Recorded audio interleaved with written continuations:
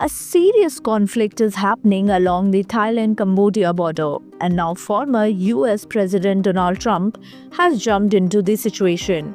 In a post on Truth Social, Trump said he spoke directly with the Prime Minister of Cambodia and was about to speak with the acting Prime Minister of Thailand to request an immediate ceasefire and an end to the ongoing war. Trump made it clear that the US is currently in talks over trade deals with both countries, but he warned that no deal would move forward if the war continues.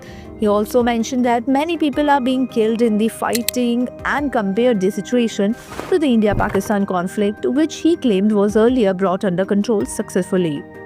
The fighting between Thailand and Cambodia has now entered its third day. At least 33 people have died and more than 1.68 lakh people have been forced to leave their homes. The root of the conflict is a long disputed border between the two countries. Things escalated quickly after a landmine blast injured 5 Thai soldiers. Since then, both sides have blamed each other for starting the violence.